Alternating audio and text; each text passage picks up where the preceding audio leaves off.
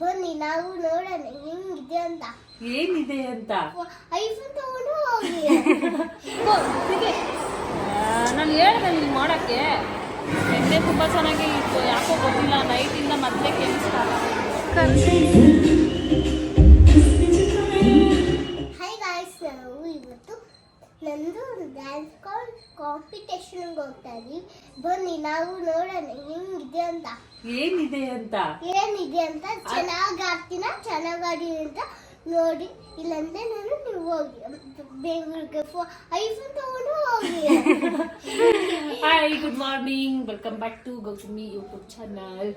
S, ನಾನು last time ಮೈಸೂರಲ್ಲಿ ಚಾರುದು ಡ್ಯಾನ್ಸ್ ಕಾಂಪಿಟೇಷನ್ಸ್ ಇದ್ದಾಗ ಹೇಳಿದ್ದೆ ಸೆಲೆಕ್ಟ್ ಆಗ್ತಾಳೆ ಇಲ್ವೋ ನೆಕ್ಸ್ಟ್ ಸ್ಟೇಟ್ ಲೆವೆಲ್ಗೆ ಹೇಳ್ತದೆ. ಆಮೇಲೆ ಮಡಿಕೇರಿಯಲ್ಲಿ ಇರುತ್ತೆ ಅಂತ ಅನ್ಕೊಂಡಿದ್ದೆ. ಮಡಿಕೇರಿಯಲ್ಲಿ ಇಲ್ಲ, ಪಿರಿಯಾಪಟ್ಟಣದಲ್ಲಿ ಇವತ್ತು ಚಾರುದು ಸ್ಟೇಟ್ ಲೆವೆಲ್ ಡ್ಯಾನ್ಸ್ ಕಾಂಪಿಟೇಷನ್ ಇದೆ. ಹೇಗೆ ಆಡ್ತಾರೆ ಅಂತ ಗೊತ್ತಿಲ್ಲ. ಎಷ್ಟು ಸಾಂಗಿಗೆ ರಿಮಿಕ್ಸ್ ಚಿನ್ನೆ? 4 ಸಾಂಗಿಗೆ ರಿಮಿಕ್ಸ್ ನ ಪ್ರಾಕ್ಟೀಸ್ ಮಾಡಿಸಿದ್ದಾರೆ. 2 ಸಾಂಗಿಗೆ ಮುಂದೆ ನಿಲ್ಸಿದ್ದಾರೆ, 2 ಸಾಂಗಿಗೆ ಹಿಂದೆ ನಿಲ್ಸಿದ್ದಾರೆ.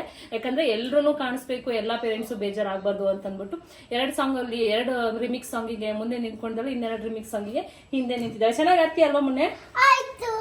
ಕರೆಕ್ಟ್ ನಿಂತ್ಕೋ, ಹಂಗೆಲ್ಲ ಮಾಡಬಾರ್ದು. ಚೆನ್ನಾಗಿ ಆಡ್ತೀಯ, ಜೋಶಾಗಿ ಆಡ್ತೀಯ. ಲಾಸ್ಟ್ ಟೈಮು ನಾನು ಚಿಕ್ಕಿ ಇಬ್ಬರೇ ಬಂದಿದ್ವಿ. ಈ ಸಲ ಯಾರು ಬಂದಿದ್ದಾರೆ? ನೀವು, ಪಪ್ಪ, ಸಿದ್ದಣ್ಣ, ನಾನು, ಭುವಿ. ಇವತ್ತು ಪಿರಿಯಾಪಟ್ಟಣಕ್ಕೆ ಎಲ್ಲರೂ ಹೋಗ್ತಾ ಇದೀವಿ. ಡ್ಯಾನ್ಸ್ ಹೇಗೆ ಆಡ್ತಾ ಅಂತ ಗೊತ್ತಿಲ್ಲ. ಇವತ್ತಿನ ಬ್ಲಾಗ್ ಅಲ್ಲಿ ಚಾರು ದಿನ ಹೇಗಿತ್ತು, ಚಾರು ಡ್ಯಾನ್ಸ್ ಹೇಗೆ ಆಡ್ತಾಳೆ, ಯಾವ ತರ ಪ್ರಿಪರೇಷನ್ ಇದೆ, ಆಮೇಲೆ ಮೇಕಪ್ ಯಾವ ತರ ಮಾಡ್ತಾರೆ. ಯಾರು ಮಾಡಲ್ಲ, ಮೇಕಪ್ ನಾವೇ ಮಾಡಬೇಕು.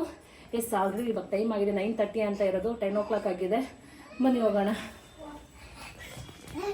ಡ್ಯಾನ್ಸ್ ಟೀಮಿಂದನೇ ಟಿ ವ್ಯಾನ್ ಮಾಡಿದರು, ಬಟ್ ನಾವು ಹೋಗಲಿಲ್ಲ. ಯಾಕಂದರೆ ಇನ್ ಕೇಸ್ ಏನಾದರೂ ಡ್ಯಾನ್ಸಲ್ಲಿ ಇವರು ಗೆದ್ದರು ಅಂತಂದರೆ ಪ್ರೈಸ್ ಡಿಸ್ಟ್ರಿಬ್ಯೂಷನ್ ಎಲ್ಲ ಇರುತ್ತೆ.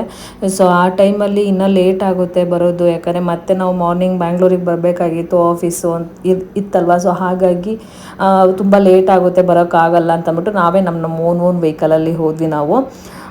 ಸೊ ಅಲ್ಲಿಗೆ ಹೋಗಿ ರೀಚ್ ಆದಮೇಲೆ ನನ್ನ ಮಗಳಿಗೆ ಮೇಕಪ್ ಮಾಡ್ತಾಯಿದ್ದೆ. ಯಾರೂ ಇರಲಿಲ್ಲ ಲಾಸ್ಟ್ ಟೈಮೂ ಅಷ್ಟೇ. ನಮ್ಮ ಮಕ್ಳಿಗೆ ನಾವೇ, ಯಾಕಂದರೆ ದೊಡ್ಡರಾದರೆ ಕೆಲವೊಂದು ಪ್ರಾಡಕ್ಟ್ಸ್ಗಳು ಅವ್ರ ಸ್ಕಿನ್ನಿಗೆಲ್ಲ ಸೂಟ್ ಆಗುತ್ತೆ, ಮೇಕಪ್ ಮಾಡ್ಬೋದು. ಬಟ್ ಚಿಕ್ಕ ಮಕ್ಕಳಿಗೆ ನಾವು ಮೇಕಪ್ ಮಾಡಬೇಕು ಅಂತ ಅಂದರೆ ಅವು ಎಳೆ ಸ್ಕಿನ್ ಇರುತ್ತೆ, ಮತ್ತೇನಾದರೂ ಪ್ರಾಬ್ಲಮ್ಸು, ಮತ್ತು ಸ್ಕಿನ್ನಿಗೆ ಯಾವ್ಯಾವ ಪ್ರಾಡಕ್ಟ್ ಅವ್ರಿಗೆ ಸೂಟ್ ಆಗಲಿಲ್ಲ ಅಂದರೆ ಏನು ಅಂತಂದ್ಬಿಟ್ಟು ಮಕ್ಳಿಗೆ ಮೇಕಪ್ನ ನಿಮ್ಮ ಮಕ್ಳಿಗೆ ನೀವೇ ಮೇಕಪ್ ಮಾಡಿ ಅಂತ ಅಂದರು. ಆ್ಯಕ್ಚುಲಿ ನನಗೆ ಮೇಕಪ್ ಮಾಡೋದು ಅಂತಂದರೆ ನಂಗೆ ತುಂಬ ಇಷ್ಟ. ಅದರಲ್ಲೂ ಚಿಕ್ಕ ಮಕ್ಳಿಗೆ ಮೇಕಪ್ ಮಾಡಬೇಕು ಅಂದರೆ ತುಂಬ ಇಷ್ಟ. ಚಾರ್ವಿ ತುಂಬ ಹಠ ಏನು ಮಾಡಲ್ಲ. ಅವಳಿಗೆ ಮೇಕಪ್ ಮಾಡ್ತಾಯಿದ್ದೀನಿ ಅಂತ ಅಂದರೆ ತುಂಬ ಇಂಟ್ರೆಸ್ಟ್ ಕೊಟ್ಟು ಮಾಡಿಸ್ಕೊಳ್ತಾರೆ. ಕ್ಯಾತೆ ಮಾಡೋದು, ಮತ್ತೊಂದು ಮಗದೊಂದು ಮಾಡೋದಕ್ಕೆ ಹೋಗಲ್ಲ. ನಾ ಹೇಳ್ದಂಗೆ ಅವಳು ಅನ್ನೋ ಅಂತಂದರೆ ಅಂತಾಳೆ, ಕಣ್ಣು ಮುಚ್ಚು ಅಂತಂದರೆ ಐಲೈನರ್ ಹಚ್ಚಬೇಕು ಅಂತಂದರೆ ತುಂಬ ಚೆನ್ನಾಗೇ ನನಗೆ ಸಾಥ್ ಕೊಡ್ತಾಳೆ ಮೇಕಪ್ ಮಾಡಬೇಕಾದ್ರೆ.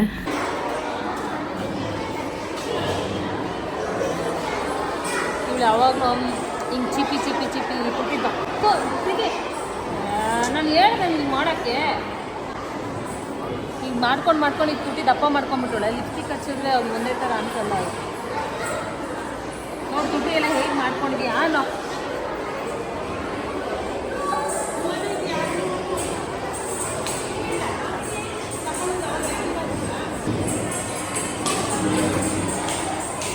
No, don't do that.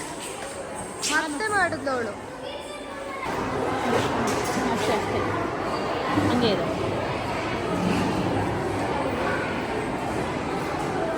ನನ್ನ ಮಗಳು ಲಿಪ್ಪೇ ಒಂದು ಮೈನಸ್ ಪಾಯಿಂಟು. ಯಾಕಂದರೆ ಅದು ಅವಳು ಏನೋ ಗೊತ್ತಿಲ್ಲ, ಚಿಕ್ಕ ಮಗು ಇದ್ದಾಗಿಂದನೂ ಅಷ್ಟೇ ಅವಳು ತುಟಿ ಚೀಪಿ ಆ ಕೆಳಗಡೆ ತುಟಿ ಭಾಗ ಬಂದು ತುಂಬಾ ದಪ್ಪ ಆಗೋಗ್ಬಿಟ್ಟಿದೆ. ಲಿಪ್ಸ್ಟಿಕ್ ಹಚ್ಚಿದ್ರೆ ಅಷ್ಟು ಕ್ಲಿಯರ್ ಅಂತ ಅನಿಸಲ್ಲ.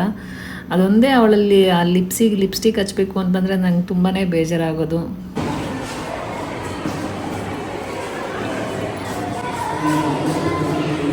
ಎಣ್ಣೆ ತುಂಬ ಚೆನ್ನಾಗಿ ಇತ್ತು, ಯಾಕೋ ಗೊತ್ತಿಲ್ಲ, ನೈಟಿಂದ ಮತ್ತೆ ಕೆಮಿಸ್ಟಾರ. ಕರದಂಟು ತಿಂದು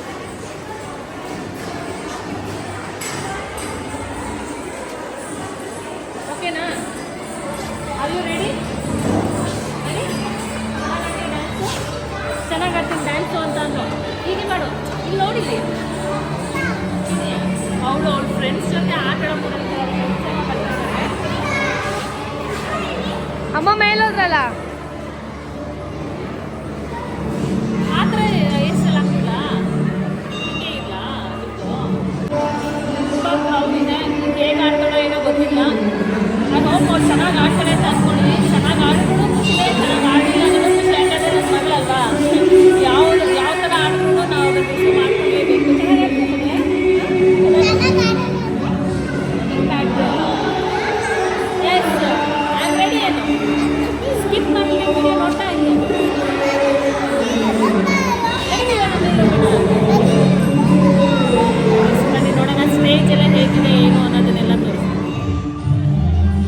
ಕೆಲವೊಂದು ನಾನು ಅಲ್ಲೇ ಮಾತಾಡಿರೋದಾಗಿರ್ಬೋದು ಅದನ್ನು ನಾನು ಆಡಿಯೋ ಹಾಗೆ ಹಾಕೋದಕ್ಕಾಗಲ್ಲ, ಯಾಕಂದರೆ ಮ್ಯೂಸಿಕ್ ಎಲ್ಲ ಇತ್ತು ಮತ್ತು ಕಾಪಿರೈಟ್ಸ್ ಬರುತ್ತೆ ಅಂತಂದ್ಬಿಟ್ಟು ಆಡಿಯೋನ ಮ್ಯೂಟ್ ಮಾಡಿಬಿಟ್ಟು ಬ್ಯಾಕ್ಗ್ರೌಂಡಲ್ಲಿ ವಾಯ್ಸ್ ಕೊಡ್ತಾಯಿದ್ದೀನಿ.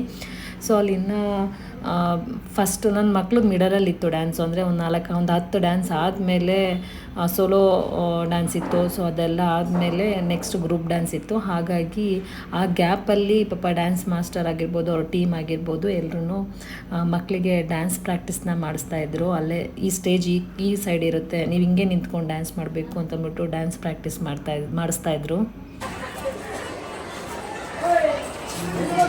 ಡ್ಯಾನ್ಸ್ ಪ್ರಾಕ್ಟೀಸ್ ಮುಗಿಸಿ ಬಂದಮೇಲೆ ಇಲ್ಲಿ ಅಣ್ಣನ ಫೋನ್ನ ತೊಗೊಂಡು, ಅಣ್ಣನ ಫೋನ್ ಲಾಕ್ ಸಹ ಅವಳಿಗೆ ಗೊತ್ತಾಗಿದೆ. ಇಲ್ಲಿ ಯಾವುದೋ ಗ್ಯಾಪಲ್ಲಿ ನೋಡಿಕೊಂಡು ಅಣ್ಣನ ಫೋನ್ ತೊಗೊಂಡು ಲಾಕ್ ಓಪನ್ ಮಾಡಿ ವೀಡಿಯೋಸ್ಗಳು ನೋಡ್ತಾ ಇದ್ರು.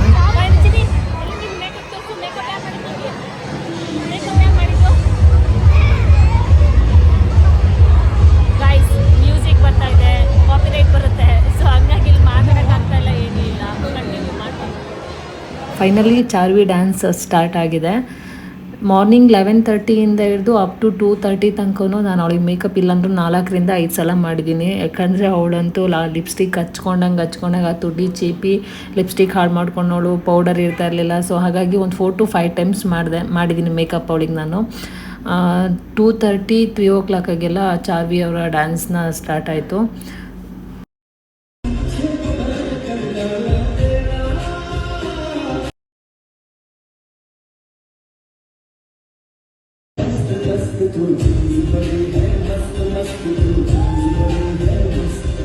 ಕಾಪಿರೈಟ್ಸ್ ಬರುತ್ತೆ ಅಂತ ಅಂದ್ಬಿಟ್ಟು ನಾನು ಸಾಂಗ್ನ ಮ್ಯೂಟ್ ಮಾಡಿದ್ದೀನಿ. ಅವಳ ಡ್ಯಾನ್ಸ್ನ ನೀವು ಫುಲ್ ನೋಡಬೇಕು ಅಂತಂದರೆ ಅವಳದು ಇನ್ಸ್ಟಾಗ್ರಾಮ್ ಪೇಜ್ ಇದೆ, ಡುಗ್ಗಿ ಚಾರ್ವಿ ಅಂತ. ಆ ಪೇಜಲ್ಲಿ ಅವಳ ಡ್ಯಾನ್ಸ್ ವಿಡಿಯೋ ಫುಲ್ ಅಪ್ಲೋಡ್ ಮಾಡಿದ್ದೀನಿ. ಒಮ್ಮೆ ಅಲ್ಲಿ ಹೋಗಿ ಚೆಕ್ ಮಾಡಿ ನೋಡಿ.